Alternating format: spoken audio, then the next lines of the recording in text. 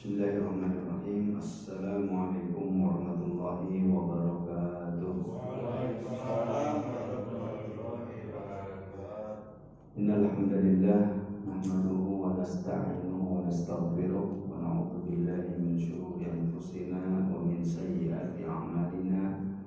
May yahdihillahu fala mudilla lahu wa may yudlil fala hadiya lahu.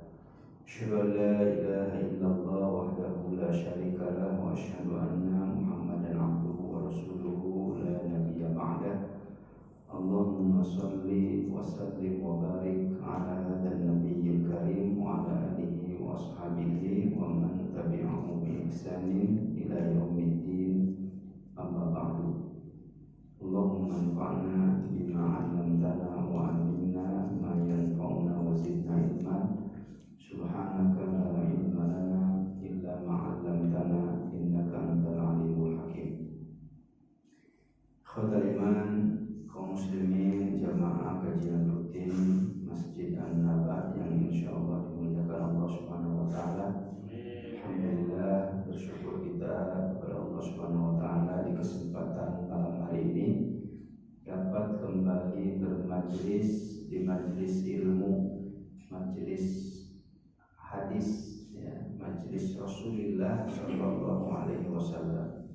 Karena kita mengkaji dan mempelajari hadis-hadis Rasulullah Shallallahu Alaihi Wasallam, mudah-mudahan hadirnya kita di majlis ini dicatat oleh Allah Subhanahu Wa Taala menjadi bagian dari pembuktian kecintaan kita kepada Allah dan Rasulnya, insyaallah. Amin ya rabbal alamin.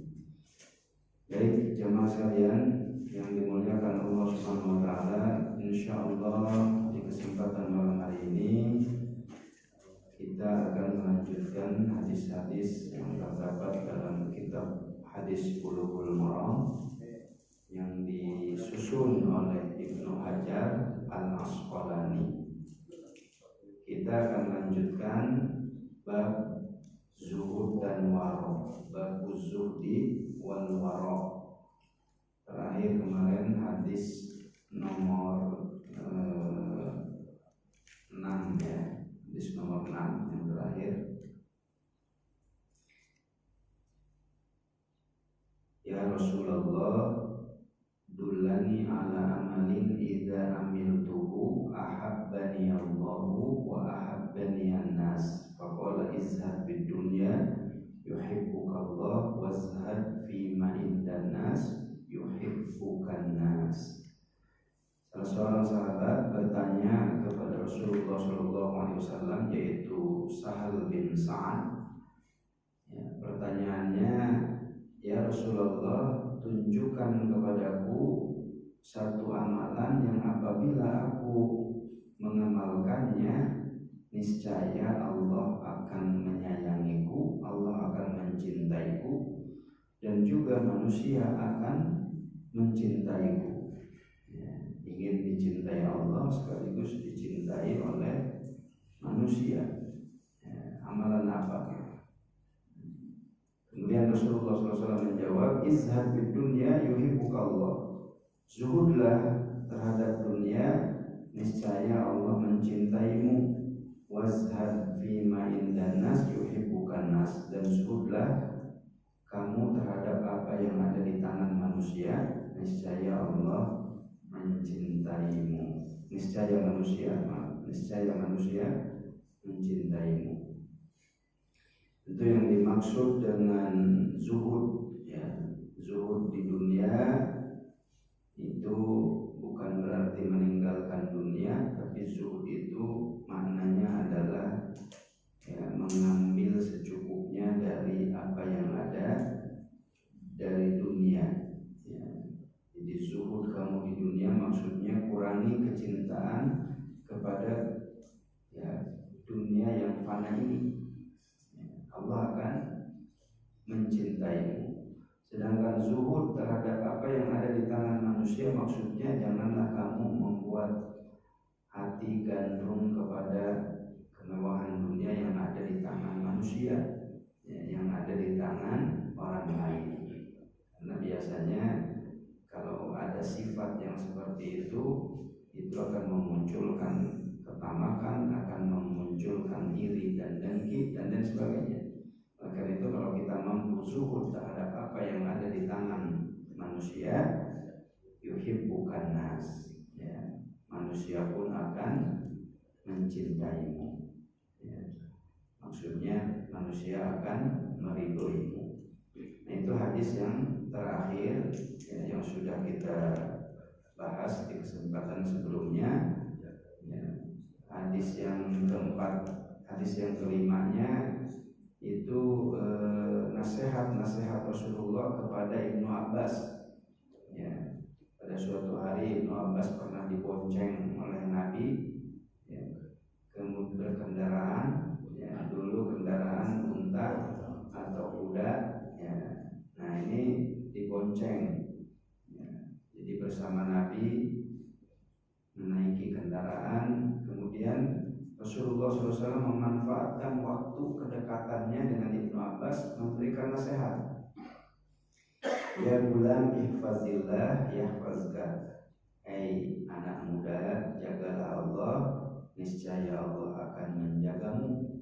Ihfazillah tajidhu tujahaka. Jagalah Allah, niscaya engkau mendapatkannya ada di hadapanmu. Wa idza sa'alta fas'alillah, apabila kamu meminta, mintalah kepada Allah. Wa idza sta'anta fasta'in billah, dan apabila kamu meminta pertolongan, maka minta pertolonganlah kepada Allah Subhanahu wa taala. Nah, itu nasihat-nasihat yang disampaikan oleh Rasulullah SAW kepada Ibnu Abbas. Di sini Nabi bagaimana memanfaatkan momentum, ya. Jadi memberikan nasihat itu kepada anak, ya, cari momen spesial, cari momen yang waktunya tepat. Nah, salah satunya Nabi suka memberikan nasihat itu ketika dalam kondisi-kondisi spesial, ya, seperti itu. Nah, mungkin ini juga menjadi kiat, ya, bagi kita para orang tua, ya, untuk bagaimana memberikan nasihat yang membekas. Si anak diajak jalan-jalan dua dalam perjalanan, ya, kita memberikan nasihat-nasihat yang insya Allah itu akan sangat membekas, ya, kepada anak.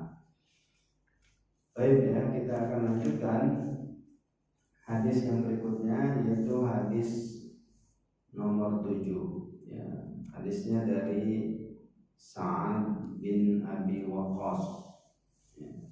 An Sa'ad bin Abi Waqqas radhiyallahu anhu qala sami'tu Rasulullah sallallahu alaihi wasallam yaqul innallaha yuhibbul 'abda taqiyyal ghaniyyal khafiyyah. Rawahu Muslim. Hadisnya cukup pendek, ya. Innallaha yuhibbul 'abda taqiyyal ghaniyyal khafiyyah. Bisa kita baca dulu bersama-sama. An Abi, sebentar, ya. Hadis nomor 7. An Sa'd bin Abi Waqqas. An Sa'd bin Abi Waqqas radhiyallahu anhu qala sami'tu Rasulullah sallallahu alaihi wasallam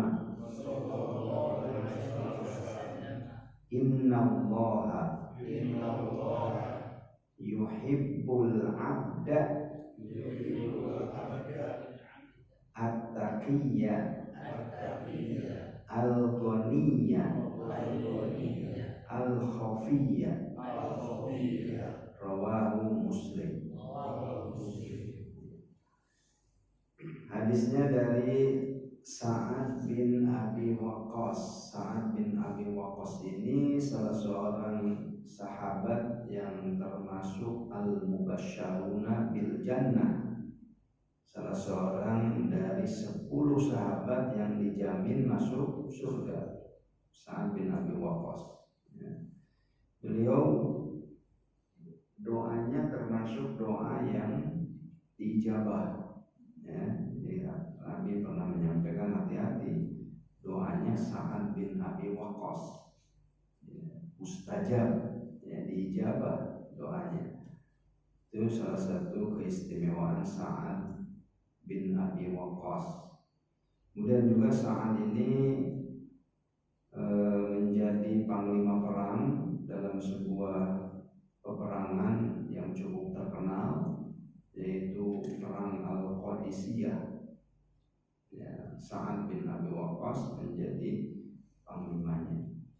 Beliau juga termasuk salah seorang sahabat yang dipilih oleh Umar bin Khattab radhiyallahu anhu masuk dalam tim formatur tim 6. Ya, pada saat Khalifah Umar ya sudah dalam keadaan memberikan wasiat di akhir kehidupannya, ya, beliau memberikan wasiat agar yang menjadi penerus, ya, memimpin menjadi penerus itu disuruh memilih di antara 6 sahabat. Ya, ada 6 sahabat: Ali, Utsman, ya, As-Sa'ad bin Abi Waqqas juga masuk, kemudian Abu Ubaidah bin Jarrah dan seterusnya, ada 6. Ya. Jadi membentuk katakanlah tim formatur. Ini Khulafaur Rasyidin yang 4. Ini kan yang 4 ini yaitu Abu Bakar, Umar, Utsman, Ali, masing-masing pemilihannya beda-beda, Pak. 4 ini. Abu Bakar itu dipilihnya aklamasi. Ya, Abu Bakar itu dipilih secara aklamasi. Ya, panjang ya ceritanya. Pada saat Muhajirin dan Ansor membicarakan kira-kira siapa nanti yang akan memimpin, ini harus ditentukan. Ya, Ansor memajukan calonnya, Muhajirin juga, sampai akhirnya kemudian ya selesailah dengan ketika Umar bin Khattab menjabat tangan Abu Bakar As-Siddiq untuk ya menjadi khalifah dan diikuti oleh yang lainnya. Jadi mufakat, aklamasi Abu Bakar. Nah, kalau Umar itu wasiat Abu Bakar. Jadi Abu Bakar berwasiat nanti yang melanjutkan kepemimpinan setelah aku adalah Umar. Jadi wasiat dari Abu Bakar. Lalu dari Umar ke Utsman dipilih secara formatur tadi. Umar sebelum meninggal memilih 6 orang, suruh bermusyawarah. 6 orang itu memilih di salah satu dari mereka.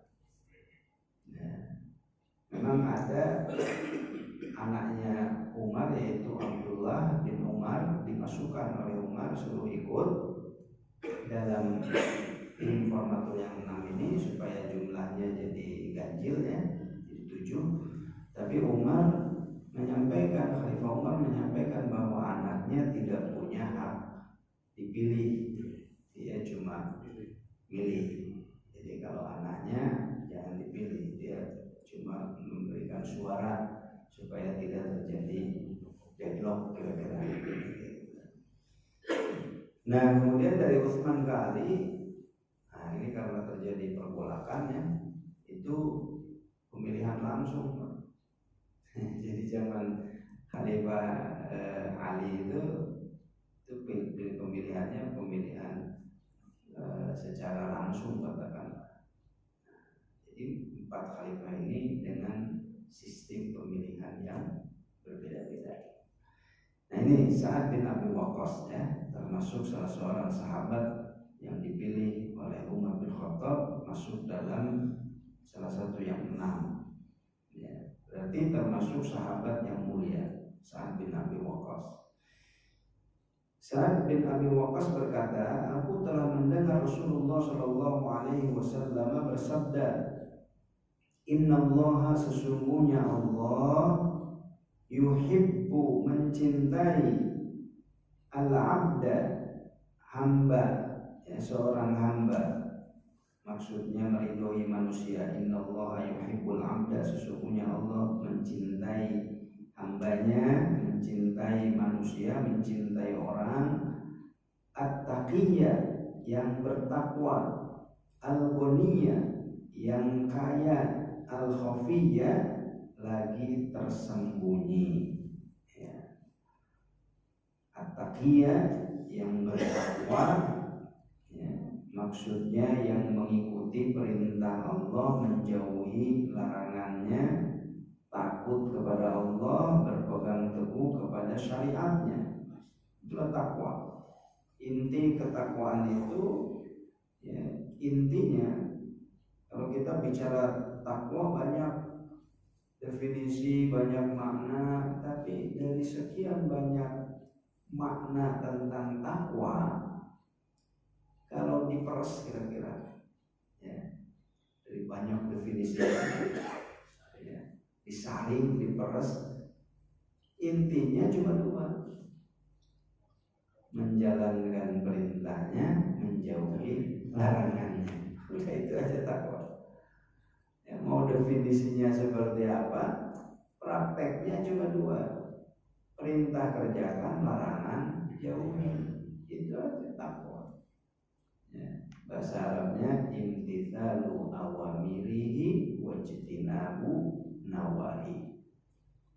Ya, imtithalu awamirihi, melaksanakan perintahnya, ijtinabu nawahi, menghindari, menjauhi larangannya. Itu praktek takwa. Pada akhirnya itu, ya. Khalifah Ali radhiyallahu anhu memberikan definisi, katanya takwa itu al-khawfu minal jalil, ya, kemudian wal amalu bit tanzil, wal isti'dadu war ridho bil qalil, wal isti'dadu li yaumir rahil. Takwa itu adalah al-khawfu minal jalil, rasa takut kepada Zat Sang Maha Agung, Al-Jalil, Allah, takut kepada Allah. Kemudian wal amalu bit tanzil, mengamalkan at-tanzil, maksudnya Al-Quran, mengamalkan Al-Quran. Wal amalu bit tanzil. War ridho bil qalil, ridho dengan pemberian yang sedikit, ridho bil qalil. Wal isti'dad li yaumir rahil, mempersiapkan diri untuk hari keberangkatan. Maksudnya hari keberangkatan, hari mudik, hari kembali ke kampung akhirat. Nah, itu definisi Khalifah Ali bin Abi Thalib. Tapi ya prakteknya, sekali lagi dalam prakteknya wujudnya bagaimana? Wujudnya ya imtithalu awamirihi wa ijtinabu nawahi. Prakteknya menjalankan perintahnya, menjauhi larangannya. Itulah, ya, praktek dari ketakwaan. Al-ghaniyya, ya, kaya. Al-ghina, yaitu kekayaan. Maksudnya yang tidak butuh kepada pertolongan manusia, mencukupkan diri dengan apa yang dimiliki dari sesuatu yang dimiliki manusia. Ya, al-ghani, yang sudah merasa cukup, al-ghani. Ya, di dalam hadis disebutkan laisal ghina, ya, bukanlah kekayaan itu kaya harta, tapi kekayaan yang sejati itu adalah ginan nafas, kaya jiwa, gitu ya, kekayaan jiwa.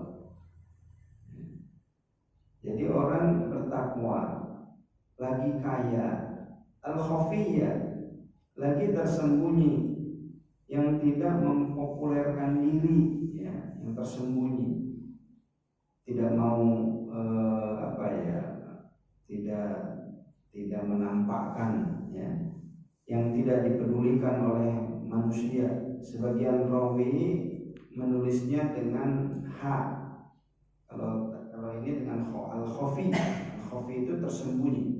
Sebagian ada yang membacanya dengan al-hafi, yang artinya yang lembut terhadap manusia, lagi sangat peduli terhadap kemaslahatan dan kebaikan mereka. Ya, jadi yang ada yang membaca al-khafi dengan kho, ada yang membacanya al-hafi dengan ha. Al-khafi yang bersembunyi maksudnya adalah yang tidak menonjolkan diri, ya, seperti orang yang dikenal di langit walaupun di bumi tidak dikenal, tapi di langit dikenal.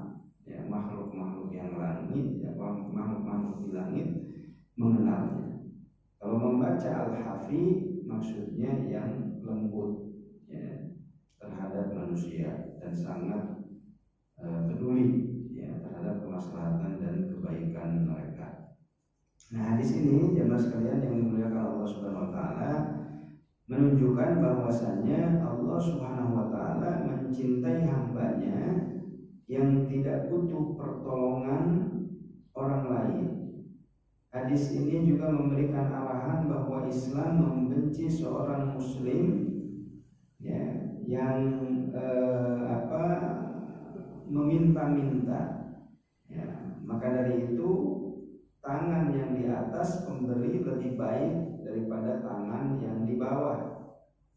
Disebutkan dalam hadis yang lain, ya, dari jalur Al-Ahwas dari Abdullah dari Nabi SAW, bahwasanya Rasulullah SAW berdoa, Allahumma inni as'alukal huda wat tuqa wal afafa wal ghina.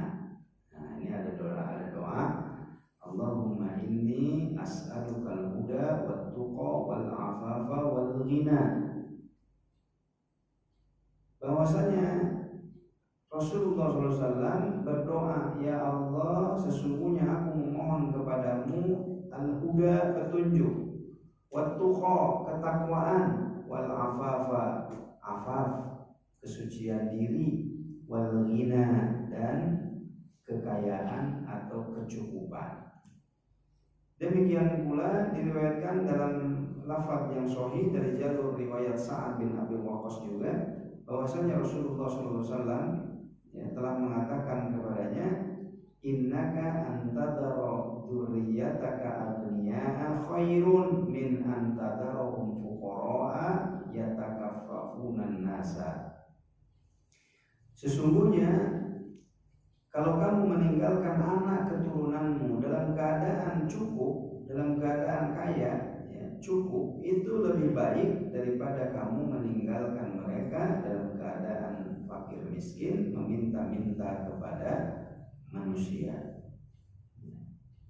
Di dalam surat An-Nisa ada ayat yang mengingatkan, wal yakhsal ladzina law taraku min khalfihim dzurriyyatan di'afa khafu 'alaihim. Dan hendaklah takut kepada Allah, wal yakhsha, hendaklah takut, ya, orang-orang yang apabila meninggalkan di belakang mereka generasi keturunan dzurriyyah di'afan, ya, dzurriyyah yang lemah.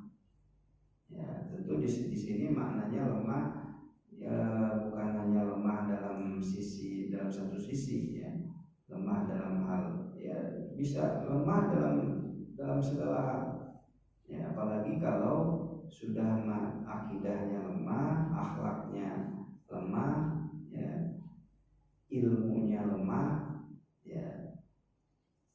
Nah, kita tentu harus khawatir, ya, kalau meninggalkan di belakang kita keturunan yang seperti itu. Baik, ya, jadi jemaah sekalian yang dimuliakan Allah Subhanahu wa taala, ya. Jadi di sini sekali lagi esensi dari al-ghina, ya, di sini tentu diterjemahkan dengan kekayaan, tetapi kekayaan di sini tentu tidak hanya melulu kekayaan harta, tetapi yang paling penting itu adalah kekayaan jiwa, ya, kekayaan jiwa. Nah, hadis ini ya tentu disambungkan dengan doa Nabi tadi. Ya, ini menjadi doa yang suka sering dibaca oleh Rasulullah SAW. Allahumma inni as'aluka al-huda wat tuqa wal afafa wal ghina. Ya Allah, sesungguhnya aku ya memohon kepadamu diberikan petunjuk, diberikan ketakwaan, diberikan kesucian diri dan al-ghina, ya, kekayaan, kecukupan, ya, sehingga kecukupan ini bisa menjadikan ya nyaman dan nikmat di dalam mengabdikan diri kepada Allah Subhanahu wa Ta'ala. Di dalam hadis lain ya, Rasulullah SAW menyampaikan sebaik-baik harta itu adalah harta yang berada di tangan ya, di tangan seorang yang bertakwa, ya, itu akan lebih baik. Ya. Kenapa? Karena memberikan manfaat, ya, memberikan manfaat ya, kepada orang banyak. Kalau orang yang bertakwa dengan ketakwaan yang sesungguhnya, tentu pasti akan bersikap zuhud. Ya, dia pasti akan bersikap zuhud. Zuhud itu mengambil secukupnya, ya, meninggalkan yang berlebih. Itulah zuhud. Ya. Contoh orang yang zuhud siapa? Itu contoh para orang-orang yang zuhud adalah Nabi, orang yang paling zuhud. Ya, Nabi orang paling zuhud. Abu Bakar orang yang paling zuhud. Abu Bakar, Umar, ya, siapa lagi? Ya, Utsman. Itulah contoh orang-orang zuhud. Ya, yang mereka menggenggam dunia itu cukup hanya sampai di tangannya. Ya, seperti doa Umar, doa Abu Bakar, ya Allah jadikan dunia berada di tanganku, jangan kau jadikan dunia ada di dalam hati. Ya, gitu ya. Kenapa? Bedanya apa? Ya kalau dunia cuma di tangan mudah melepaskan, tapi ketika dunia ada di dalam hati, nah ini susah melepas. Nah, itu doa Abu Bakar radhiyallahu anhu meminta kepada Allah Subhanahu wa Ta'ala agar memberikan dunia di tangannya dan jangan menjadikan dunia dalam hati. Dan itu sesuai dengan doa Nabi yang lain. Ya, wala taj'alu dunya akbaru hammina. Jangan kau jadikan dunia itu menjadi cita-cita yang ya senantiasa memenuhi pikiran kita, memenuhi hasrat kita. Jangan kau menjadikan dunia itu menjadi sebesar-besar hasrat. Wala taj'alid dunya akbaru hammina. Nah, itu doa Nabi juga. Baik ya, jemaah sekalian yang dimuliakan Allah Subhanahu wa Ta'ala, dari hadis ini kita bisa mengambil beberapa kesimpulan. Yang pertama, ya, Allah mencintai orang-orang yang bertakwa. Ya, innallaha yuhibbul 'abda taqiyya. Yang kedua, Allah mencintai orang yang tidak membutuhkan bantuan orang lain. Di hadis sebelumnya kita ya sudah sudah mendengar hadis yang menyatakan ya al-muslimul qawiyyu ahabbu. Ya, orang muslim yang kuat itu lebih dicintai daripada al-mu'min ad-dha'if. Al-mu'minul qawiyyu ya khairun wa ahabbu. Ya, lebih baik dan lebih dicintai dari mukmin yang lemah. Ya. Dia Allah mencintai orang yang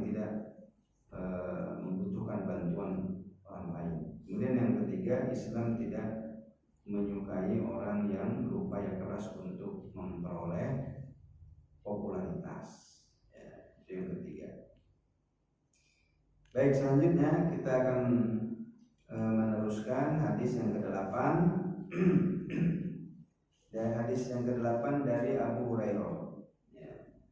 Ini hadisnya pendek juga, hadis pendek, dan ada juga di hadis Arba'in ini ya. Ada terdapat di dalam kumpulan hadis Arba'in. Saya bacakan dulu hadis yang ke-8.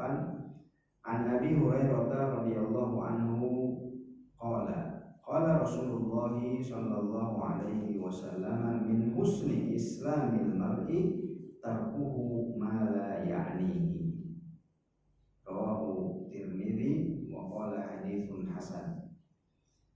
Dari Abu Hurairah, semoga Allah meridhoi kepadanya, Rasulullah sallallahu alaihi wasallam bersabda, min husni islamil mar'i, termasuk kebaikan Islamnya seseorang.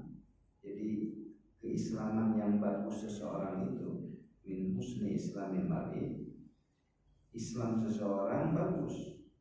Ya, kebagusan Islam seseorang itu ditunjukkan pada tarkuhu ma la ya'nihi, dengan tindakannya meninggalkan apa-apa yang tidak berguna baginya.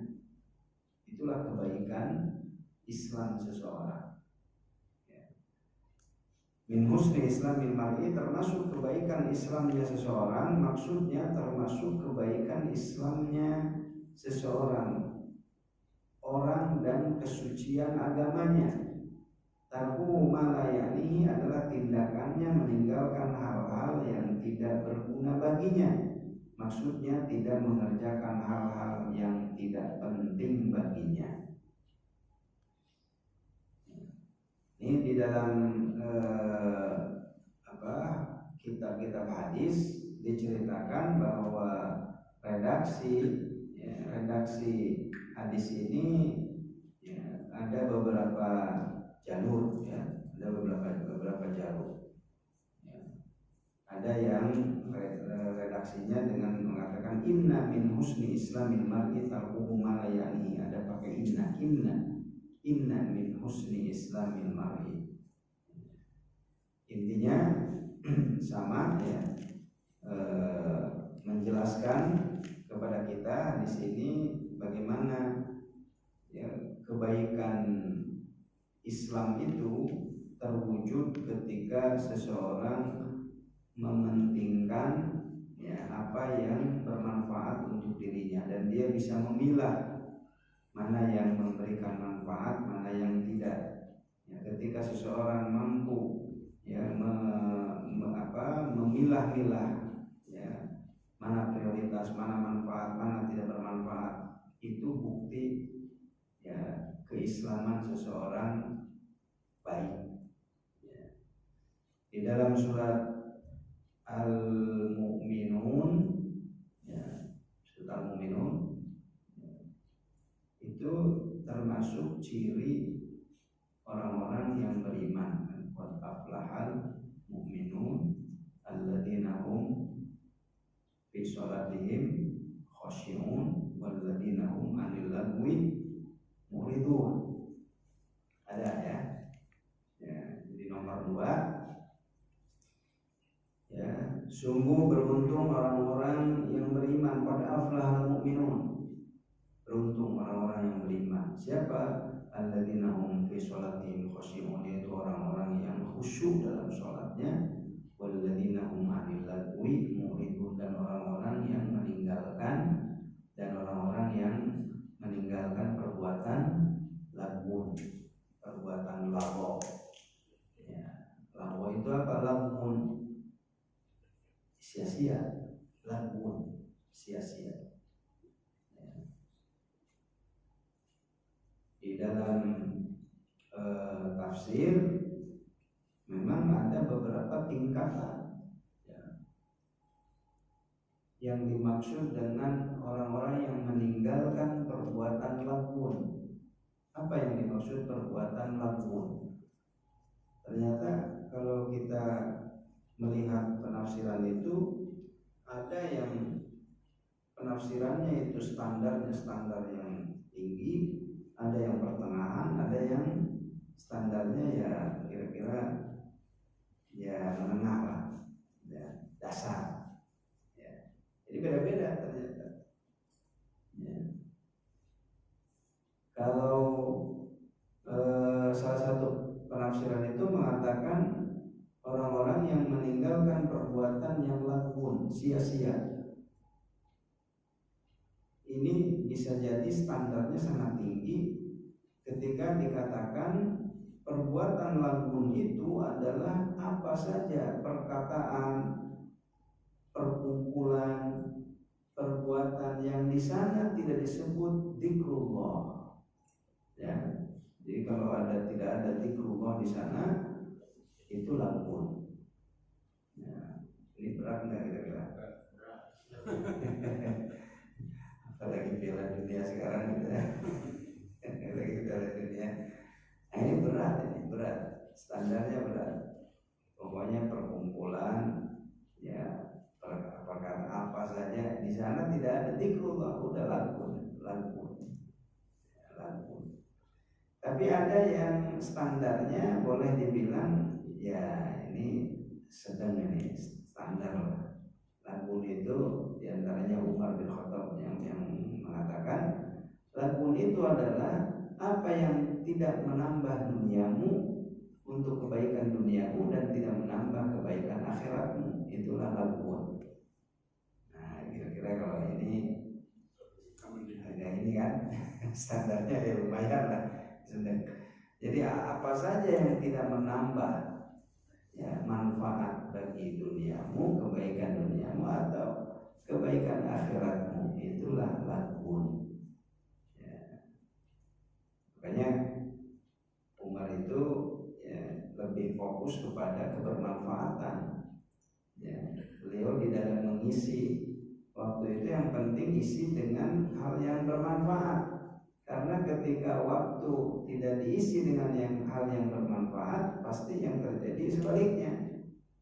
Dia akan diisi oleh hal yang tidak bermanfaat. Jadi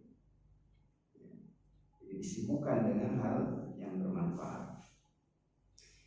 Nah ini ya, jadi tingkatan malayani barangkali di sini juga ya masing-masing ya, yang tidak berguna itu setiap muslim itu punya standar tergantung dengan tadi standar iman, standar takwa itu akan mempengaruhi.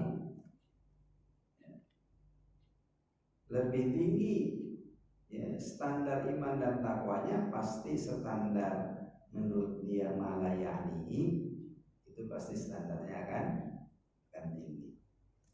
Ya, tapi paling tidak ya tadi kalau kita pakai standar Umar bin Khattab radhiyallahu anhu ya yang tidak menambah kebaikan dunia dan tidak menambah kebaikan akhirat, ya taruhlah ini menjadi standar, itulah hal-hal yang tidak memberi manfaat. Karena jamaah sekalian, menurut Ibnu Qayyim rahimahullah, rupanya manusia disibukkan dengan hal-hal yang tidak bermanfaat itu juga termasuk salah satu dari sasaran godaan setan. Jadi kata Ibnu Qayyim, setan itu menggoda manusia itu dia punya tingkatan. Tingkatan yang paling tinggi, setan itu menyesatkan manusia. Tingkatan yang paling tingginya adalah menjadikan manusia itu kufur, syirik. Kufur, syirik itu tingkatan yang paling tinggi. Ya, setan tujuannya menggoda manusia supaya mereka kufur kepada Allah. Itu tingkatan pertama. Kalau tidak berhasil, dia turun, tingkatannya turun, menjadikan manusia itu melakukan dosa-dosa besar. Itu kalau tidak salah bid'ah dulu ya, bid'ah. Nah, kemudian yang berikutnya dosa-dosa besar. Lalu kalau tidak berhasil, disibukkan dengan dosa-dosa kecil. Dosa-dosa kecil juga kalau terus ya bisa nanti ya jadi dosa besar. Kemudian yang berikutnya ya, menyibukkan dengan hal-hal yang tidak prioritas. Nah, itu masuk. Menyibukkan manusia dengan hal-hal yang tidak prioritas gitu. Ya. Jadi sibuk ngurusin perdebatan ya. Perdebatan misalkan perdebatan apa, tapi dikerjakan mah enggak cuma debatnya doang ya. Tarawih 11-23 ini tarawih namanya cuma ributnya aja, menyibukkan diri dengan hal-hal yang seperti itu yang tidak prioritas ya. Atau ya subuh kunut tidak, tapi sholat subuhnya tidak gitu kan ya, kira-kira begitu ya. Nah ini ternyata hal-hal yang seperti itu termasuk tadi sasaran godaan setan ya, karena setan itu menggoda manusia. Kalau di dalam Al-Quran kan disebutnya khutuwat wala tattabi'u khutuwati syaitan. Khutuwat itu dari kata khutwah ya. Kalau diinikan lagi dari khot itu titik itu titik. Kalau banyak titiknya tinggal disambungkan jadi garis kan. Nah, godaan setan itu disebut khutwah, langkah. Kenapa disebut langkah setan? Setan itu menggoda kalau dia mau tujuannya mau ke A, dia tidak langsung ke A. Ya, tapi dari yang bawah dulu. Sehingga nanti terus ya.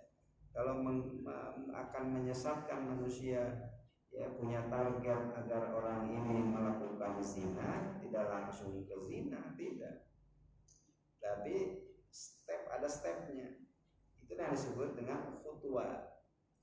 Ya, melakukan dulu khalwah, katakanlah berdua-duaan, lalu kemudian melakukan tazyin itu menghiasi ya perbuatan seakan-akan bagus, seakan-akan baik, terus ya dipoles sama setan. Itulah khutuwat ya, sehingga tanpa terasa nanti sampailah ke target yang dimaui, dikehendaki oleh setan itu. Itu yang disebut dengan khutuwat. Nah, tentu jamaah sekalian yang dimuliakan Allah Subhanahu wa taala, hadis ini ya, min husni islamil mar'i tarkuhu ma la ya'nihi ya, bahwa kebaikan Islam seseorang adalah dengan meninggalkan perkara-perkara apa-apa yang tidak berguna baginya, tidak bermanfaat ya, baginya. Ya, di sini maknanya bahwa seseorang itu kalau dia akan kehilangan mendapatkan kebajikan ya, kalau dia sibuk dengan hal-hal yang tidak ada kebaikan di sana. Nah, tentu dikuatkan tadi dengan ayat walladzina anil lagwi mu'ridun. Baik ya, jemaah sekalian yang memuliakan Allah Subhanahu wa taala, mungkin untuk kesempatan malam hari ini ya, kita cukupkan ya, barangkali 2 hadis ya, hadisnya hadis pendek ya, pendek kita baca sebelum diakhiri ya, hadisnya saja, matanya saja. Yang pertama, innallaha yuhibbul abda at-taqiyya al-ghaniyya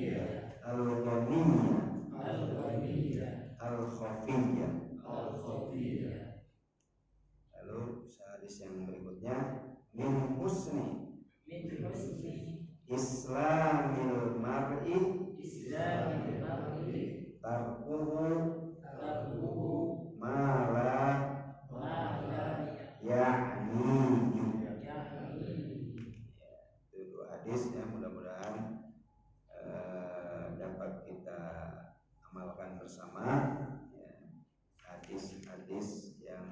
insyaallah menguatkan keistiqomahan kita. Demikian barangkali yang dapat disampaikan pada kesempatan malam hari ini. Yang benar datang dari Allah, yang salah dari kekeliruan pribadi saya sendiri. Aku qouli hadza wa astaghfirullahal azim li wa lakum. Wassalamualaikum warahmatullahi wabarakatuh.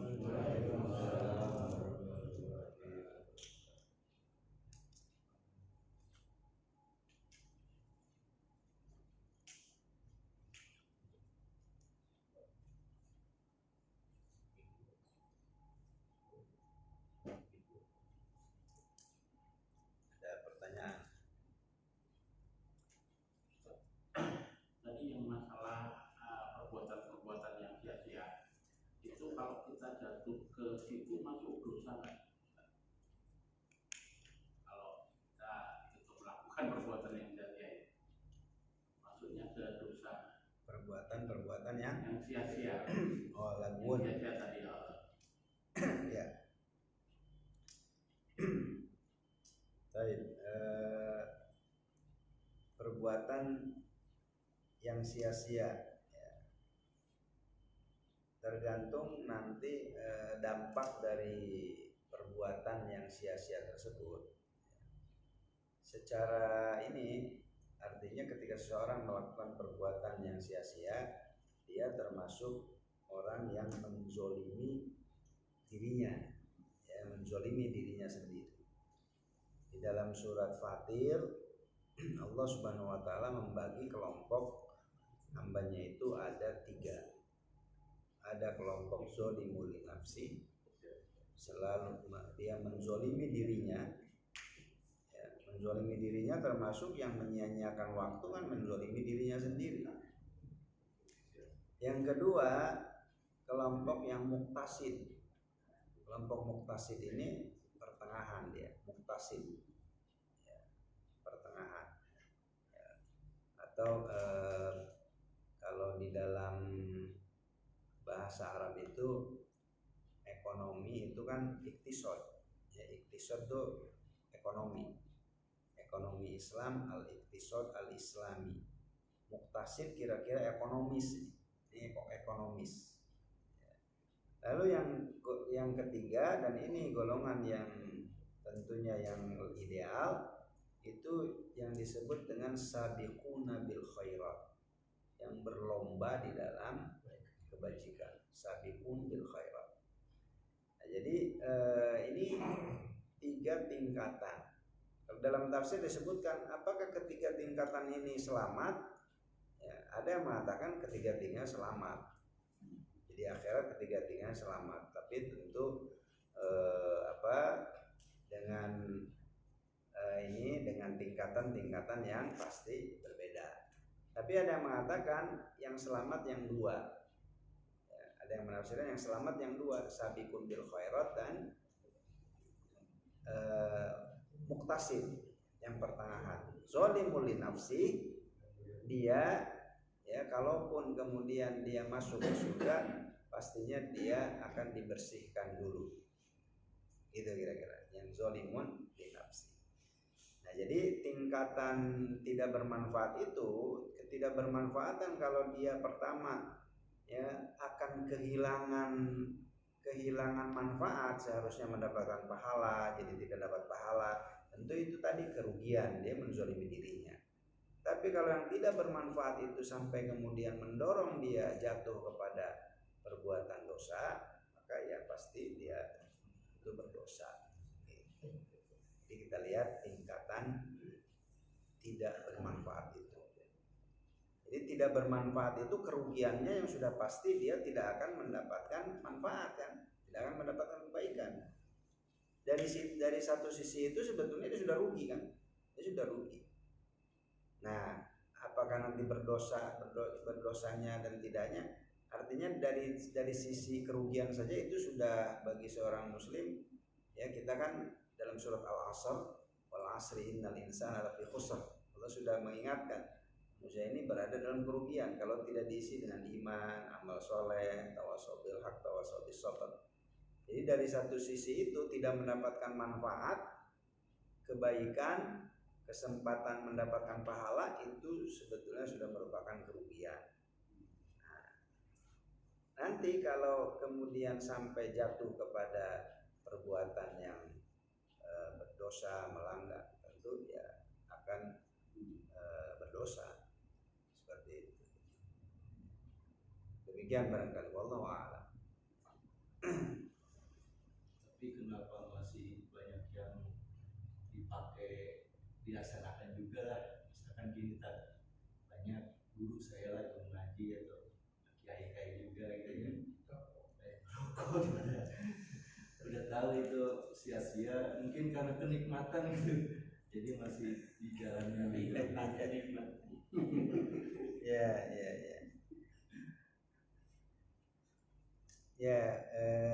Ini kaitan dengan hukum tentunya ya. Memang ada kiai, ada ustadz yang masih merokok karena beranggapan menurut fikih mereka tidak sampai pada kategori haram. Karena urusan rokok ini kalau ditanya hukumnya memang ada yang mengharamkan, ada juga yang cuma sampai pada memakruhkan gitu kan. Cuma sampai pada memakruhkan ya. Jadi yang masih merokok kadang-kadang rokok makruh, walaupun sebetulnya makruh itu dari sisi terjemah kan makruh itu dibenci. Kalau dari sisi terjemah ya. Seharusnya tadi kalau pakai standar ya, kayaknya tadi setiap muslim itu pasti standarnya akan berbeda, memandang tidak bermanfaat setiap kita berbeda. Perbedaan itu akan dipengaruhi oleh tingkatan iman dan takwa, ya, pasti akan berbeda levelnya. Nah, termasuk juga pengetahuan, ya, keyakinan dan pengetahuan. Nah, ini yang meyakininya cuma sampai makruh, artinya dia ya makruh lah apa-apa, walaupun tadi makruh juga sebetulnya adalah benci. Walaupun dari sisi definisi makruh itu cuma tidak apa-apa dilakukan, tapi kalau dihindari mendapat pahala. Ya, jadi sesuatu yang makruh kalau dihindari dapat pahala, kalau dilakukan tidak mengapa. Kalau definisi makruh, tidak apa-apa. Beda dengan haram. Haram itu ditinggalkan berpahala, dikerjakan berdosa. Itu kalau haram. Jadi makruh itu kira-kira kan ada 5 ya. Ada 5 kan? Hukum ini ada 5. Wajib, sunnah. Wajib dan sunnah. Nah, ini kalau tadi pakai patokan takwa itu kan menjalankan perintahnya, menjauhi larangannya. Nah, dari standar larangan dan perintah itu, larangan ada 2 hukumnya, perintah hukumnya juga ada 2. Perintah itu ada yang tegas, namanya wajib. Ada yang sunnah. Kalau sunnah tidak tegas. Wajib harus dikerjakan. Kalau tidak dosa. Sunnah dikerjakan dapat pahala. Kalau enggak dosa enggak? Kalau enggak apa-apa. Nah, ini di tataran perintah.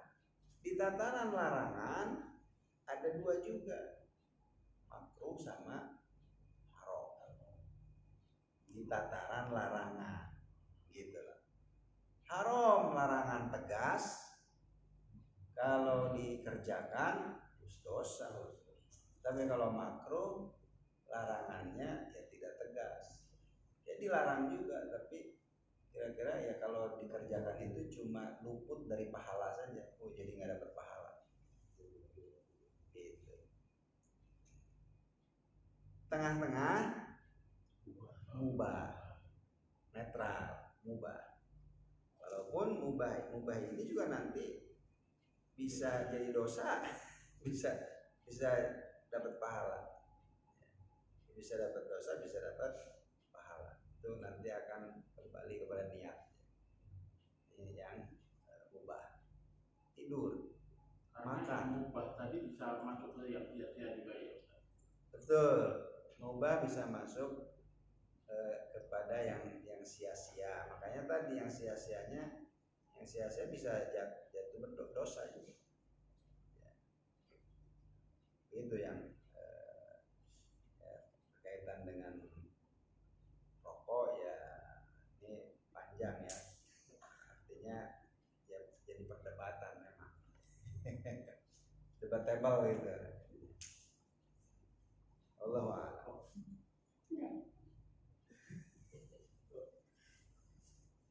Saya mau tanya terkait hadis yang tadi, jagalah Allah maka Allah akan menjaga dirimu. Ya, Nah, hadis yang apa ya? sebelumnya ya. Menjaga Allah. Ya, sudah ini hadis yang di pertemuan sebelumnya. Yang dimaksud menjaga Allah itu bukan berarti Allah dijaga, Allah nggak butuh untuk penjagaan. Ini maksud menjaga Allah apa? Menjaga hududullah, menjaga aturan-aturan Allah, menjaga ketentuan-ketentuan Allah, menjaga perintah-perintah Allah, menjaga larangan-larangan Allah. Itu yang dimaksud dengan menjaga Allah. Ya. Menolong agama Allah, menolong Allah. Allah nggak butuh pertolongan, kan ada tuh. Ya, kita menolong agama Allah, menolong Allah. Allah nggak butuh pertolongan manusia. Ya, ada yang maksudnya menolong agama Allah, menolong Allah itu bukan artinya dalam arti Allah butuh pertolongan. Jadi menjaga Allah maksudnya menjaga perintah-perintahnya, menjaga larangan-larangannya, ya, menjaga hudud, ketentuan-ketentuan Allah. Wallahu a'lam.